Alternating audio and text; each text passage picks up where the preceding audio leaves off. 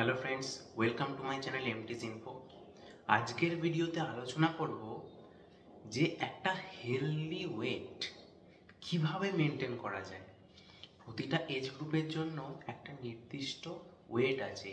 এই নির্দিষ্ট এজ গ্রুপের জন্য নির্দিষ্ট হাইটের জন্য নির্দিষ্ট ওয়েট থাকে। সেই হেলদি ওয়েটটা কিভাবে হেলদি ওয়েতে মেনটেন করা যায় সেটাই সবার কনসার্ন থাকে। অনেকে মেনটেন করতে পারেন না, অনেকে করতে পারেন। আজকের ভিডিওতে আলোচনা করব যে কিভাবে সেই হেলদি ওয়েটটা আপনার এজ অ্যান্ড আপনার হাইট এর প্রপোর্শন অনুযায়ী ভালোভাবে মেনটেন করা যেতে পারে। So let's start the video.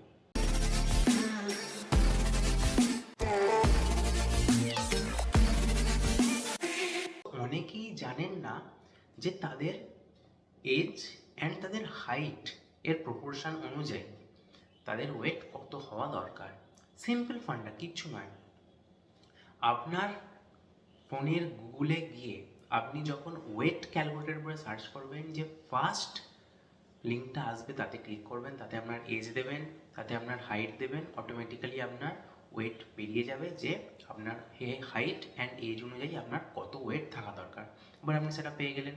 এবার যে কোনো ওয়েট মেনটেন করার সিম্পল ফান্ডা হচ্ছে ক্যালোরি কাউন্ট। আপনি যখন ক্যালোরি বেশি খাবেন তখন আপনার ওয়েট ইনক্রিজ হবে, যখন আপনি ক্যালোরি ডেফিসিটে যাবেন তখন আপনার ওয়েট ডিক্রিজ হবে।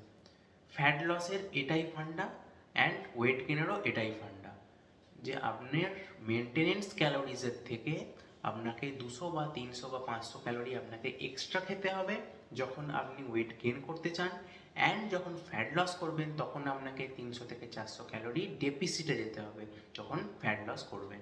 আমি আগের একটা ভিডিওতে বলেছিলাম যে আপনি প্রতিটা ফুডের ক্যালোরি কিভাবে কাউন্ট করবেন, তাতে কত ফ্যাট আছে, কত প্রোটিন আছে অ্যান্ড কত কার্বোহাইড্রেট আছে, সেটা জানলেই সেই 1 গ্রাম ফ্যাটের ক্যালোরি কত, 1 গ্রাম প্রোটিনের ক্যালোরি কত এবং 1 গ্রাম কার্বোহাইড্রেটের ক্যালোরি কত, সেটা দিয়ে মাল্টিপ্লাই করে প্লাস করে দিলেই হয়ে যাবে সেই ফুডটায় কত ক্যালোরি আছে। সেটা আপনারা করতে জানেন।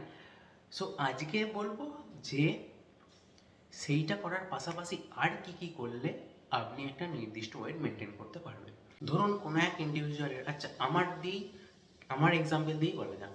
আমার এজ 20 অ্যান্ড আমার হাইট 175 সেন্টিমিটার। সেটাকে এবার যখন গুগলে এই দুটো প্রপোর্শন দিয়ে ক্যালকুলেট করা হচ্ছে তখন আমার আইডিয়াল ওয়েট দেখাচ্ছে 68 টু 70s মধ্যে থাকার কথা।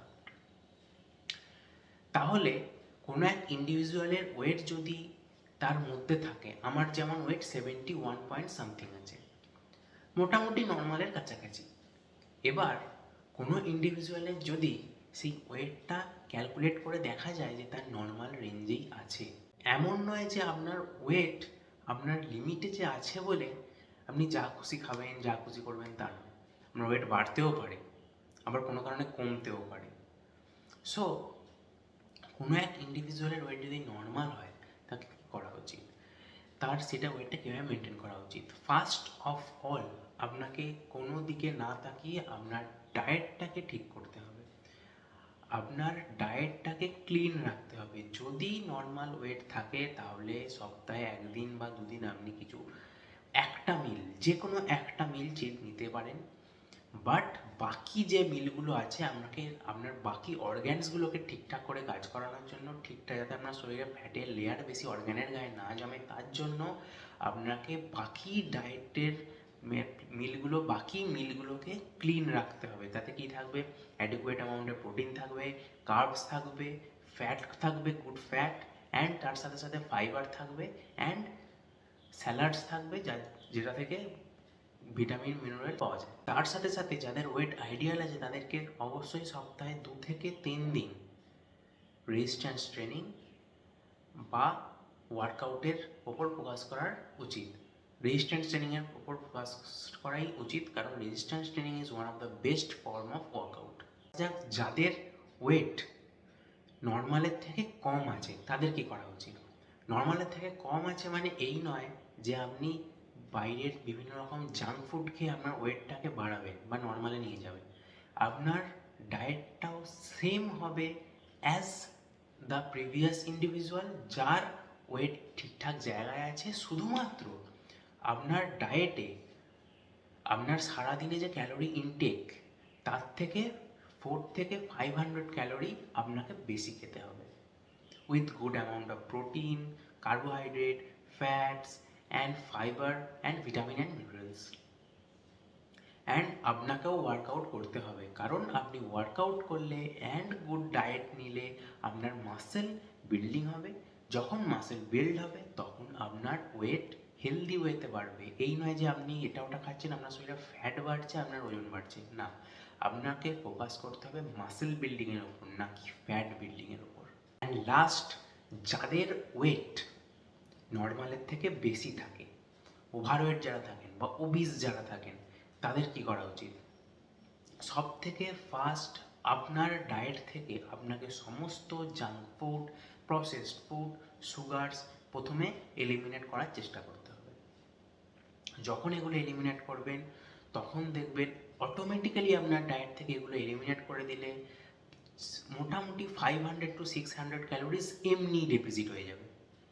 সুগারস, প্রসেসড ফুড এগুলো যদি এলিমিনেট করে দেন, আপনার যে ডেইলি ডায়েট আপনি এখন নিচ্ছেন তার থেকে 500 to 600 ক্যালোরিজ এমনি কমে যাবে। অ্যান্ড আপনারও সেম ফান্ডা, আপনার ডায়েটে আপনাকে অ্যাডিকুয়েট অ্যামাউন্টে প্রোটিন রাখতে হবে, কার্বোহাইড্রেট একটু কম রাখতে হবে, গুড অ্যামাউন্টে ফ্যাট রাখতে হবে, গুড কোয়ালিটি ফ্যাট, অ্যান্ড তার সাথে সাথে ফাইবার অ্যান্ড ভিটামিন মিনারেলস রাখতেই হবে। আর কি, আর আপনাকে ফোকাস করতে হবে সপ্তাহে 5 to 6 days strength training with moderate cardio. কারণ ওভারওয়েট পিপলদের আমি আগেও বলেছি, বেসিক কার্ডিও প্রথম থেকেই করতে গেলে জয়েন্টসে বিভিন্ন রকম সমস্যা আসতে পারে। তো প্রথমে স্ট্রেংথ ট্রেনিংয়ের সাথে সাথে মডারেট কার্ডিও, তারপর আপনার শরীর যখন ইউজড হয়ে যাবে, আপনার জয়েন্টস যখন ঠিকঠাক মোবাইল হয়ে যাবে, তখন আপনি HIIT বা এক্সট্রা কার্ডিও অ্যাড করতে পারেন। প্রথমে আপনাকে ডায়েটটা ক্লিন করতে হবে। আপনি প্রথমেই আগের দুজনদের মতো, যারা কম ওয়েটে আছে বা নর্মাল ওয়েটে যাদের দুজনদের মতো, প্রথমে সপ্তাহে আপনাকে চিট মিল করা যাবে না। আপনাকে প্রথমে ফোকাস করতে হবে আপনার ওয়েটটা কম করার ওপর, তার মাসেল বিল্ডিং করার ওপর। তারপর আপনি যখন আর ঠিকঠাক জায়গায় পৌঁছে যাবেন, মোটামুটি আপনার নর্মাল ওয়েটের কাছাকাছি, তখন আপনি চিট মিল নিলেও কোনো অসুবিধে নেই। But cheat meal is just 1 meal in a day. আসি যে একটা healthy weight, normal body fat কেন মেনটেন করা জরুরি?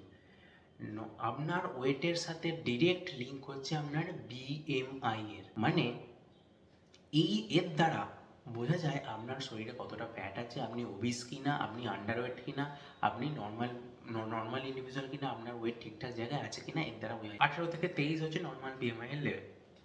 আপনার যদি তার থেকে অনেকটা কম থাকে তাহলে আপনি আন্ডারওয়েট ক্যাটাগরিতে ফলো করছেন, আপনার নিউট্রিশনাল প্রবলেম আছে। আর যদি তার থেকে বেশি থাকে, 25, 24.5 বা 25 থাকে, বা 25-এরও বেশি থাকে, তাহলে আপনি ওভারওয়েট। আর যদি 28-এর কাছাকাছি থাকে তাহলে আপনি ওবিস ক্যাটাগরিতে পড়েন। আর এই ওবিস ক্যাটাগরিদের এই BMI যে 28-এর কাছাকাছি আছে, এর মানে আপনার হার্ট ডিজিজ, আপনার অর্গ্যানের চারপাশে ফ্যাটের লেয়ার জমার চান্স প্রচুর বেশি, আপনার হার্ট ডিজিজ হওয়ার চান্স একদম হাই আছে। আপনাকে সবসময় ফোকাস করতে হবে BMIটাকে কমানোর। অনেকের ওয়েট নর্মালে আসার পরেও BMI লেভেলটা কমে না, BMI লেভেলটা তাও হাই থাকে। আপনাকে তখন আপনার কোচের সাথে গাইডেন্সে কথা বলতে হবে যে আমি আমার BMI লেভেলটাকে কমানোর জন্য কী কী করতে পারি, আরও কী কী আমার ওয়ার্কআউটে অ্যাড করতে পারি, বা আরও কী কী আমার ডায়েটে অ্যাড করতে পারি বা এলিমিনেট করতে পারি, যে যার জন্য আমার BMIটা নর্মাল লেভেলে আসে। BMI যখনই আপনার নর্মাল লেভেলে আসবে, তখনই জানবেন আপনার ওয়েট আবার পুনরায় গেন হওয়ার চান্স অনেকটা কমে যায়। সো এই ছিল আজকের ভিডিও। আই হোপ আপনারা ভিডিও দেখে কিছু শিখতে পেরেছেন। যদি ভিডিওটি আপনাদের ভালো লেগে থাকে তো লাইক, শেয়ার, সাবস্ক্রাইব করবেন। দেখা হচ্ছে নেক্সট ভিডিওতে। Till then, stay healthy, stay knowledgeable. Thank you.